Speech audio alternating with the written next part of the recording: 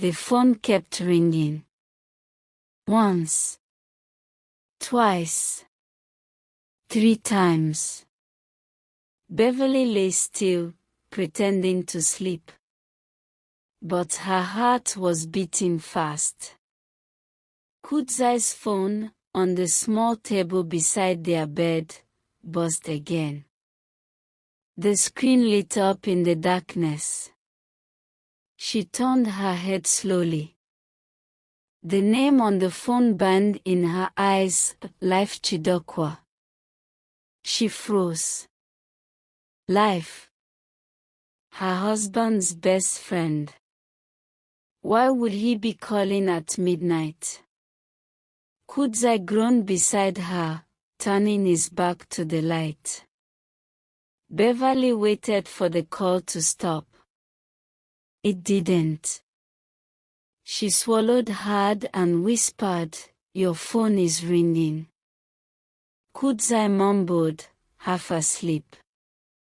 "Ignore it, maybe work." But it rang again. And again. Until Beverly couldn't stand it. She reached out and flipped the phone face down. The buzzing stopped, but the silence after it felt heavier. She stared into the dark ceiling, her mind racing. Why would life call so late? Was someone hurt? Or was something wrong? Or maybe something else? The next morning, Kudzai was quiet.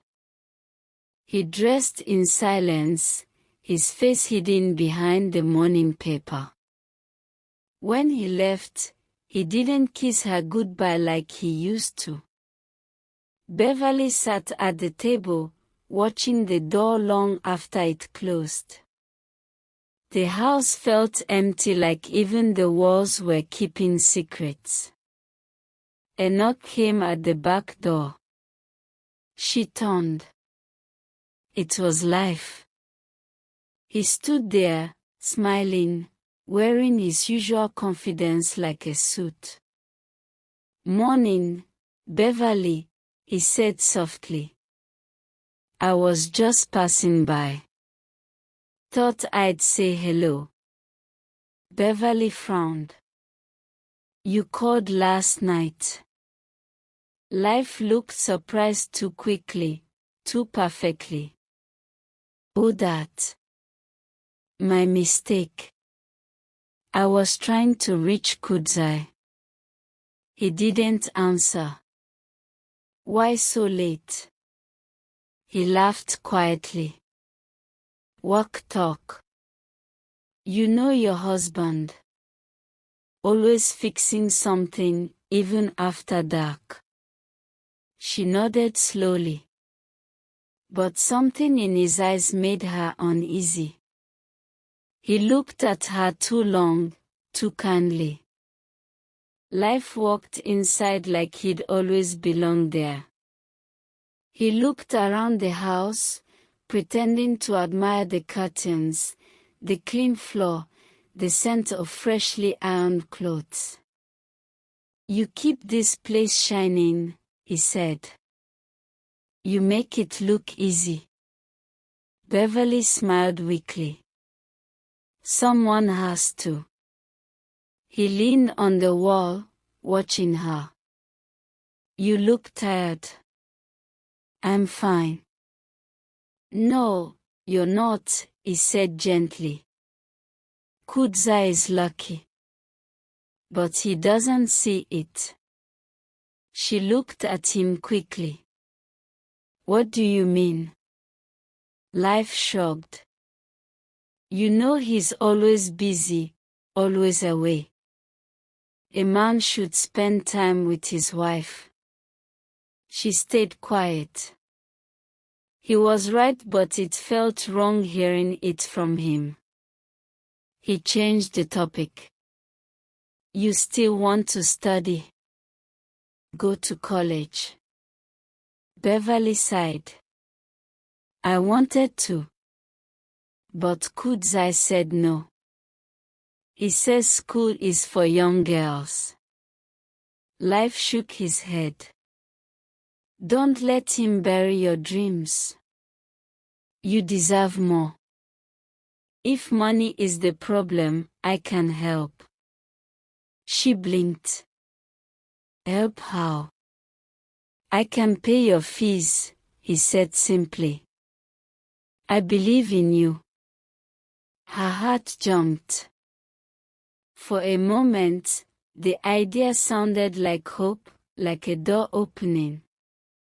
But the way he looked at her made her chest tighten. That night, Beverley couldn't sleep. Kudzai came home late again. His shirt smelled faintly of beer and engine oil. He ate in silence. He didn't ask about her day. He didn't notice she barely touched her food. When he finally slept, she lay awake beside him, staring at the dark window. Her phone buzzed under the pillow. She reached for it slowly. A message glowed on the screen. Don't forget, I meant what I said. You deserve better. Life. Her hands trembled. She locked the phone quickly and turned her face to the wall. But the words wouldn't leave her mind. You deserve better. The next day, life came again. He brought groceries, sugar, bread, rice, and cooking oil. Kudzai told me things are tight, he said, handing her the bag. Let me help. Beverley tried to refuse, but he insisted. It's nothing. Just friendship, he said with a smile that lingered too long. She accepted the bag and with it, a quiet guilt that settled in her chest. Later that evening, the neighbors began to whisper. Life's car was parked near her gate again. That woman better be careful. She's playing with fire. Beverley heard them while hanging clothes outside. Her hands shook as she pinned a wet shirt. The whispers cut through the air like small knives. She wanted to shout, "It's not what you think." But even she wasn't sure what it was anymore. At dinner, Kudzai looked distracted. Did life come here today? He asked suddenly. Beverley froze. Yes. He dropped some food. Kudzai's jaw tightened. He didn't need to do that. I can feed my wife. I didn't ask him to. He didn't respond. He stood up, leaving his plate half full. She watched him walk away, her chest burning. She wanted to explain, to say something, but the words stuck in her throat. When she turned off the light that night, the house felt colder. Between her and Kudzai lay an invisible wall, and behind it, a secret she didn't know how to name. The next morning, her phone buzzed again. This time, the message was longer. I'm going to Harare next week. Come with me. You can start school there. A fresh start. Beverley stared at the screen. Her fingers hovered above the keyboard. For a long time, she didn't move. Outside, the sky was still. The world waited. Then, slowly, she typed back one word. Maybe.